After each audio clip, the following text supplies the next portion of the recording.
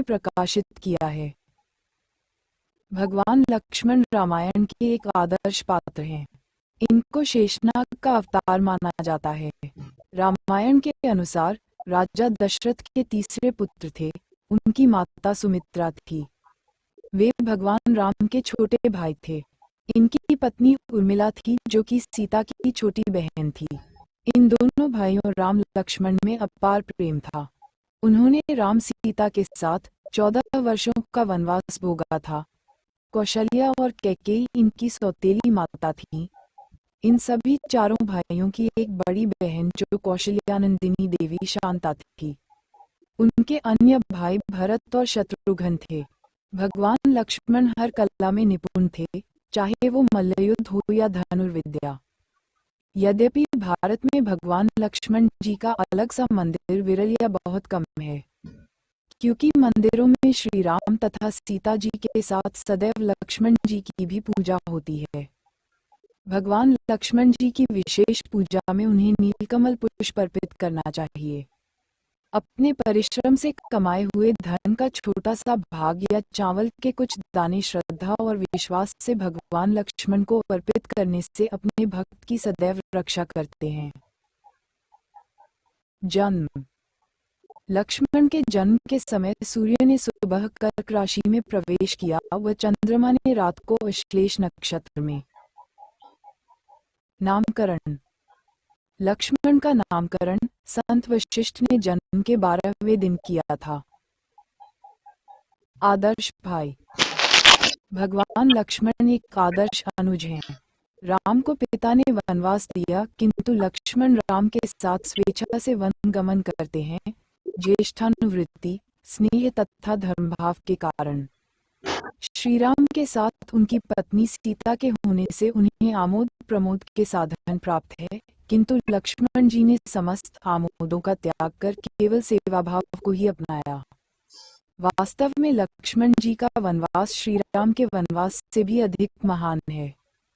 लक्ष्मण जी सीता स्वयंवर में अपने बड़े भाई राम पर परशुराम के क्रोध को स्वयं में समाहित कर लिए थे और वाद विवाद में परशुराम के क्रोध और घमंड को चकनाचूर कर दिए थे, जिसमें लक्ष्मण जी का तर्क था कि शिवधनुष के लिए अगर परशुराम प्रहार करेंगे तो श्री राम की रक्षा के लिए लक्ष्मण भी प्रहार करेंगे। ये प्रसंग आज के आधुनिक युग में बहुत सार्थक सिद्ध होती है कि हमें अपने से अधिक शक्तिशाली लोगों के दबाव में नहीं रहना चाहिए और जहां विरोध करना स्वाभाविक हो अवश्य विरोध करना चाहिए। प्रसिद्ध श्लोक श्री राम बिन सुनी अयोध्या, लक्ष्मण बिन ठकुराई। भाई के लिए बलिदान की भावना का आदर्श। अपने बाल्यकाल से श्री राम की परछाई बने रहने की परीक्षा तब सामने आई जब श्री राम को 14 वर्ष का वनवास हुआ। यद्यपि भगवान लक्ष्मण को वनवास नहीं हुआ था, परंतु वे फिर भी वन को साथ गए थे।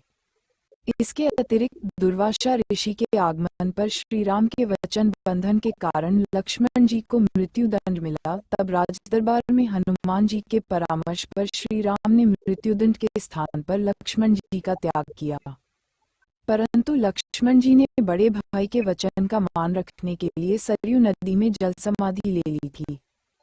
वाल्मीकि रामायण के अनुसार दानव कबंध से युद्ध के अवसर पर लक्ष्मण राम से कहते हैं, हे राम, इस कबंध दानव का वध करने के लिए आप मेरी बलि दे दीजिए।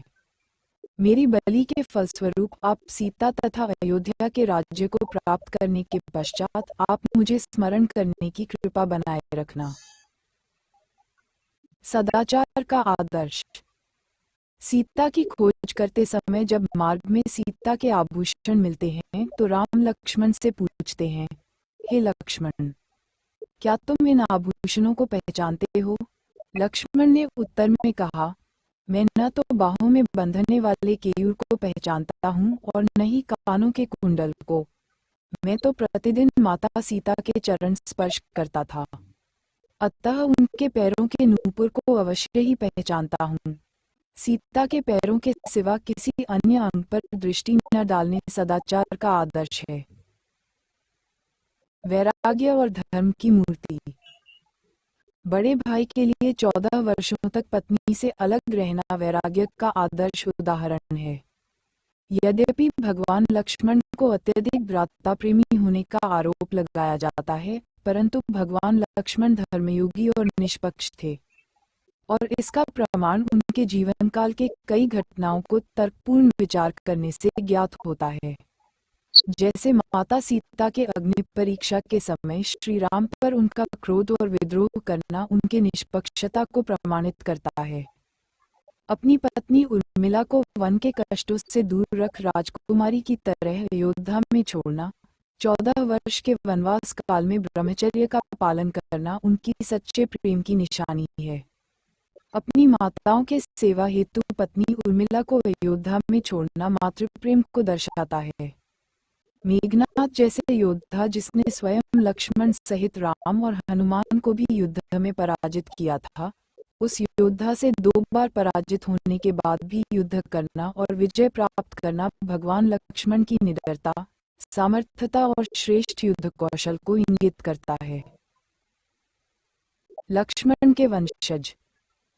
लक्ष्मण के अंगद तथा चंद्रकेतुमल नामक 2 पुत्र हुए, जिन्होंने क्रमशः अंदियापुरी तथा कुशीनगर की स्थापना की। चंद्रकेतु युद्ध में निपुण थे, इसलिए चंद्रकेतु द्वारा शासित राज्य को मल देश या मल भूमि या मल राष्ट्र कहा जाने लगा, और यही बाद में मल महाजनपद नाम से जाना जाने लगा।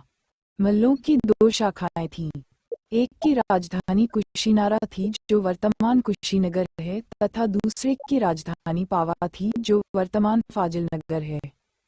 देश के राजा महाराज विश्वसेन के वंशज राजा भीममल ने सन 1300 के आसपास मझौली राज की स्थापना की, और ये मल कुल चंद्रकेतु के वंशज हैं और अपना उपनाम मल विशेन लिखते हैं। मल उपनाम के लोग भारत के उत्तर प्रदेश, बिहार, उत्तराखंड सहित नेपाल में निवास करते हैं, और महाराज विश्वसेन के नाम से बने ये क्षत्रिय समाज विशेन क्षत्रिय कहलाते हैं।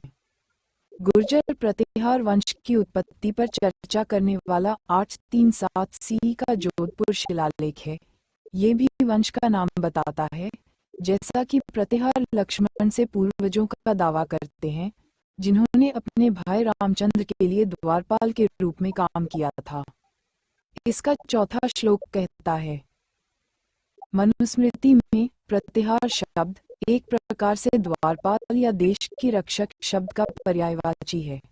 वे सूर्यवंशी वंश के क्षत्रिय हैं। लक्ष्मण के पुत्र अंगद, जो करपत के शासक थे, इस राजवंश की 126वीं पीढ़ी में राजा हरिश्चंद्र प्रतिहार का उल्लेख है।